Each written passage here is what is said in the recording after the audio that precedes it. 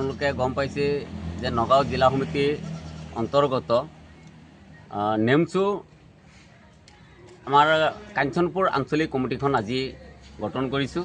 ৱাকিবক আমি সভাপতি হিচাপে লৈ ৰুদ্ৰ ৰহমানক আমি সম্পাদক হিচাপে লৈ এখন শক্তিশালী 31 জুনে এখন কমিটি বনাইছোঁ আৰু আগন্তুক দিনত এই কমিটিখনে এই বৃহত্তৰ অঞ্চলত যি সামাজিক অনৈতিক কাম আছে মদ বাং ড্ৰাগছ বাল্য বিবাহ আদি কৰি বিভিন্ন ক্ষেত্ৰত তেওঁলোকে নিশ্চয় চকু দিব। বাল্য বিবাহ আৰু বিশেষকৈ আপোনাৰ যি স্কুলত নোযোৱা ল'ৰা ছোৱালী আছে বা বহুতে স্কুল এৰি দিছে তেওঁলোকৰ ওপৰত তেওঁলোকে চকু দিব যাতে তেওঁলোকে স্কুলত যায় শিক্ষা যাতে তেওঁলোকে গ্ৰহণ কৰে তেনেকুৱা পদক্ষেপ তেওঁলোকে ল'ব। বিভিন্ন ধৰণৰ দুৰ্নীতিৰ বিৰুদ্ধে তেওঁলোকে নিশ্চয় মাত মাতি যাব আৰু এই শক্তিশালী কমিটিখনৰ দ্বাৰা যাতে এই বৃহত্তৰ অঞ্চলৰ মানুহৰ যাতে সাৰ্থক হয়, তেওঁ বৃহত্তৰ অঞ্চলৰ মানুহে যাতে এটা ভাল এটা সুফল যাতে পায় এইখিনি আশা ৰাখি নতুনকৈ গঠন হোৱা আজি এই কাঞ্চনপুৰ আঞ্চলিক নেমচুৰ কমিটিখনক নিৰ্বাচিত সভাপতিকে আৰম্ভ কৰি সম্পূৰ্ণ কমিটিখনকে মই শুভেচ্ছা আৰু কৃতজ্ঞতা জ্ঞাপন কৰিছোঁ। দেখা গৈছে এই কাঞ্চনপুৰ মানে বুলি ক'লেই যে ড্ৰাগছ মদ যোৱা এইবিলাক মানে বেছিকৈ চলে ৰাইজৰ মানে হেৰি কমপ্লেইন আছে বহুত, কি ক'ব?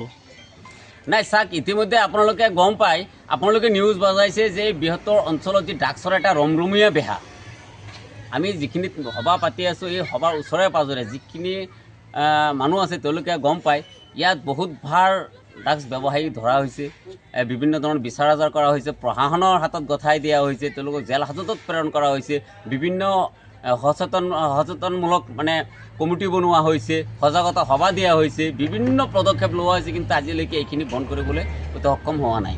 গতিকে কিছু পৰিমাণে যদিও মানে বন্ধ হৈছিল সেইখিনি আকৌ পুনৰ আৰম্ভ হৈছে। আমি আশা ৰাখিম যে বিশেষকৈ এই কাঞ্চনপুৰ আঞ্চলিক নেমচুৰ কমিটি এখনে যাতে এই উঠি অহা যুৱ প্ৰজন্মই যাতে এইবোৰৰ পৰা সমাজক মুক্ত কৰিব পাৰে। হয়, পোনপ্ৰথমবাৰৰ বাবে মই নগাঁও ডিষ্ট্ৰিক্ট নেমচুৰ প্ৰেচিডেণ্ট মঞ্জুৰ হকক মই ধন্যবাদ জনাইছোঁ যে মোক কাঞ্চনপুৰ আঞ্চলিকৰ পৰা মোক প্ৰেচিডেণ্ট বনাইছে আৰু কাঞ্চনপুৰ আঞ্চলিকৰ ৰাইজক মই ধন্যবাদ জনাইছোঁ আৰু মোৰ ফালৰ পৰা আমাৰ নগাঁও ডিষ্ট্ৰিক্টৰ সম্পাদক চাবক ধন্যবাদ জনাইছোঁ আৰু উপস্থিত গণ্যমান্য ব্যক্তিসকলক ধন্যবাদ জনাইছোঁ যে মোক এনেকুৱা এটা গধুৰ দায়িত্ব দিছে। মই সন্তুষ্ট এই কাৰণেই যে আমাৰ এই ঘৰৰ চাৰিওফালে আমাৰ গাঁৱত এনেকুৱা অনৈতিক কাম চলি আছে যে আমি অকলে গৈ ক'লে আৰু উল্টাকৈ প্ৰেছাৰ দিয়ে। গতিকে আমি এতিয়া এটা সংগঠনক আমাক দায়িত্ব দিছে যাতে আমি চবেই একলগত গৈ ক'ব পাৰোঁ আৰু এইবোৰ নাইকিয়া কৰিব পাৰোঁ।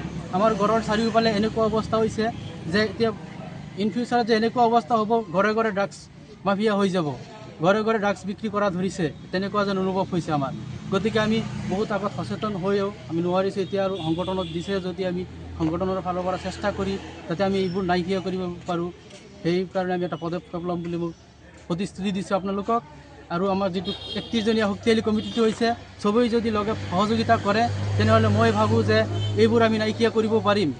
গতিকে আমাৰ নগাঁও জিলাৰ নেমচুক ধন্যবাদ জনাইছোঁ যে মোক সভাপতি দিছে।